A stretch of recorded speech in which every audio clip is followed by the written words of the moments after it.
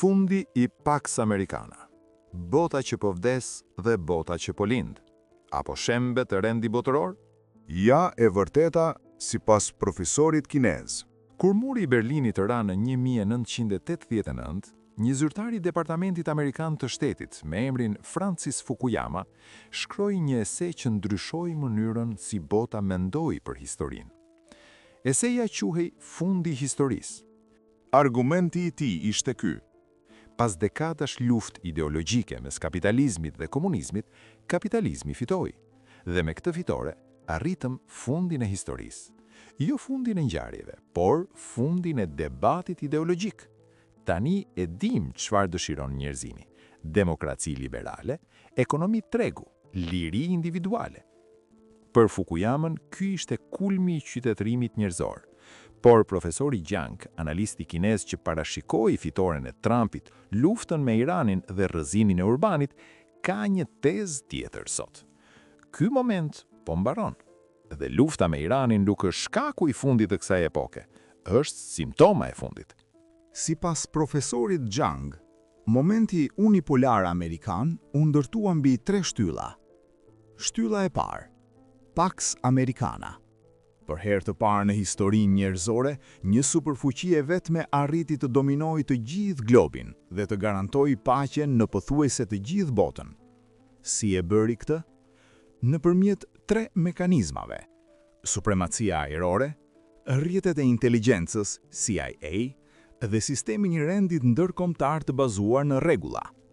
CIA-ja infiltroi çdo qeveri në botë, duke identifikuar kush do të ishte besnik ndaj perandorisë amerikane dhe duke promovuar ata njerëz.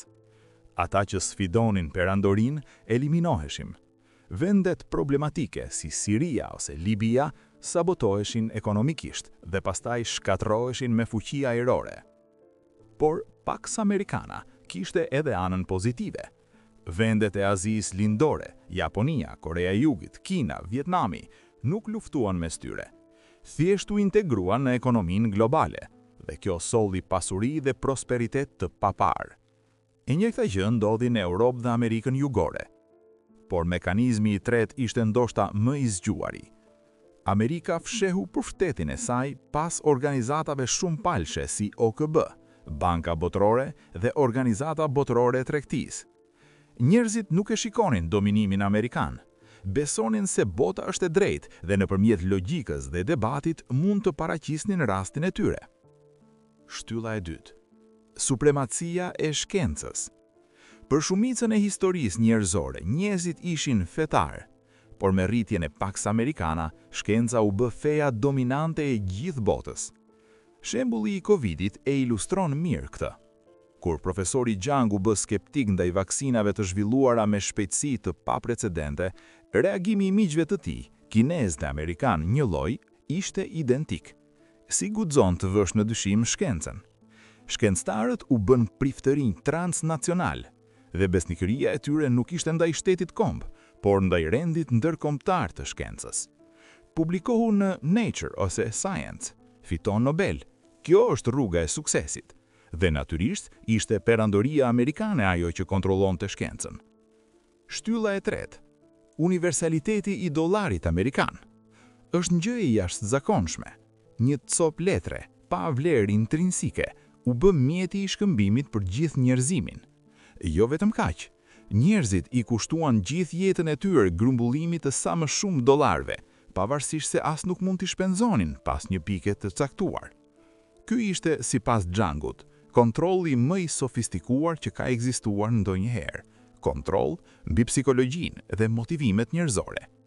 Por, sipas profesorit Jiang, me kalimin e kohës, të trija këto shtylla filluan të bien. Pax Americana filloi të shkel vetë rregullat që kishte krijuar. Amerika filloi të bombardoi vende si Libia dhe Siria pa miratim ndërkombëtar. Dhe kohët e fundit sulmoi Iranin pa marrë fare mendimin e botës. Kjo, sipas Jiangut, është hybris, arroganca e perandorisë.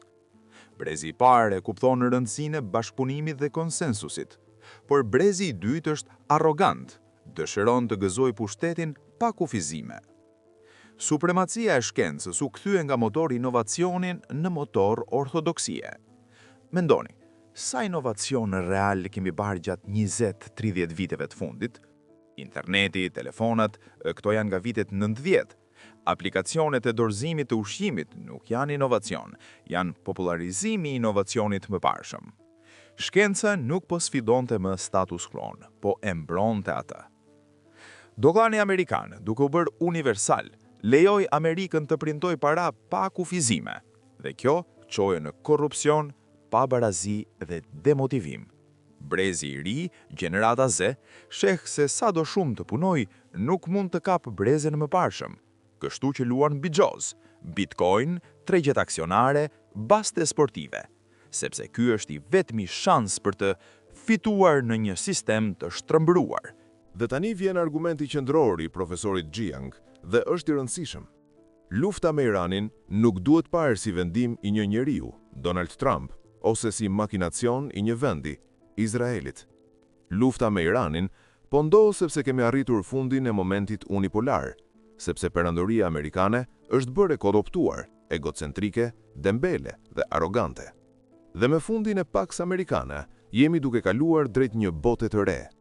Kjo bote e re, sipas Jiangut, do të jetë shumë e ashpër. Disa shoqëri do të mbijetojnë, shumica jo. Sepse kur rendi global shembet, kur ndodh ndryshim paradigme, njerëzit detyrohen të bëjnë zgjedhje të vështira, për shtatu ose zhduku. Profesori Jiang vizaton pamjen e botës materiale që po ndryshon. Nafta. Gjithçka në botën moderne bazohet mbi të. Kompjuteri, kamera, stilolapsi, veshjet, ilaçet, ushqimi, të gjitha vijnë nga derivatet të naftës. Nëse nafta bëhet e kushtueshme dhe e paarritshme, e gjithë ekonomia globale tronditet.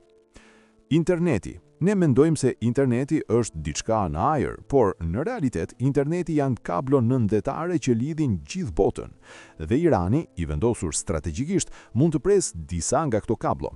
Pasoja, 20-30% e botës humbet aksesin në internet. Afrika Veriore, India, Lindja e Mesme, ndoshta pjesë të Europës. E gjithë ekonomia cloud, banka, financa, tregtia, bie. Ushqimi. 8 miliard njerëz i jetojnë mbi tokë sot. Kjo është e mundur vetëm sepse vendet e veriut eksportojnë plehra kimike të prodhuara nga nafta drejt vendeve të jugut. Pak të tregti, popullsitë e mëdha afrikane dhe aziatike do të përballeshin me zi ushqimi. Profesori Jiang është brutalisht i qartë. Nëse ky zinxhir furnizimi prishet, do të kemi reduktim masiv të popullsisë globale. Por profesori kinez nuk ndalon tek diagnoza. Ai sugjeron edhe recetën. Kalimi nga efikasiteti te rezistenca është themeli. Bota sotme është optimizuar për efikasitet, si të bësh gjërat sa më lirë dhe ta shpërndash sa më shpejt e sa më shumë njerëz.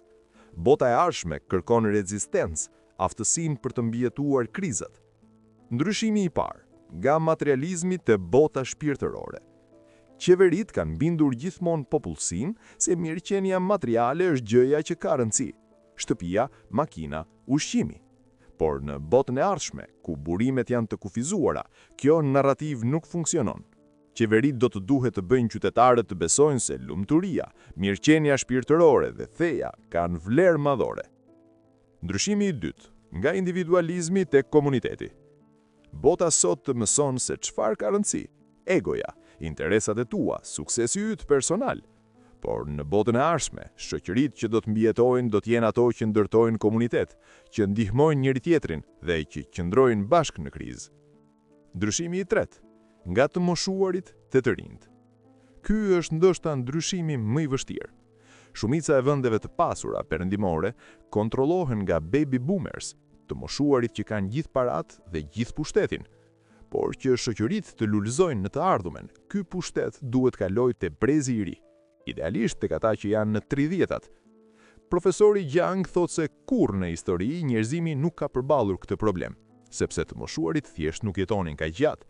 Tani baby boomers jetojnë deri në 100 vjet dhe janë egoist, nuk duan të dorëzojnë pushtetin. Vendi që do ta zgjidhë pari këtë problem, sipas tij, Japonia. Jo sepse është i mirë, por sepse ka problemin më urgjent, popullsinë më të vjetër në botë dhe presionin më të madh demografik. Ky është argumenti i profesorit kinez. Jo lufta me Iranin, si ngjarje e izoluar, por si simptom e fundit të një epoke të tërë, epoka e Pax Americana, epoka e dominimit njëpolar amerikan, epoka e dollarit universal dhe sigurisë globale si produkt eksporti amerikan. Kjo epok po mbyllet dhe bota e re që do të lindë do të jetë shumë ndryshe, më e ashpër, më e fragmentuar, me kosto energjetike të larta, me kufizime ushqimore, me internet të papërsosur, por edhe me mundësi për ato shoqëri që do të përshtaten. Ato që ndërtojnë rezistencë, komunitet dhe botë shpirtërore. Pyetja për ne, si shqiptar, është e thjeshtë. Ku qëndrojmë në këtë hartë? A jemi në të gjelbër me siguri ushqimore, ujore dhe energjetike? A kemi institucione të mjaftueshme për të rezistuar krizave? Apo jemi ende duke pritur se dikush tjetër do t'i zgjidhë problemet tona? Faleminderit që ishit me ne në këtë udhëtim historik. Për më shumë kontent intelektual, mos harroni të bëni subscribe. Shihemi në episodin e radhës.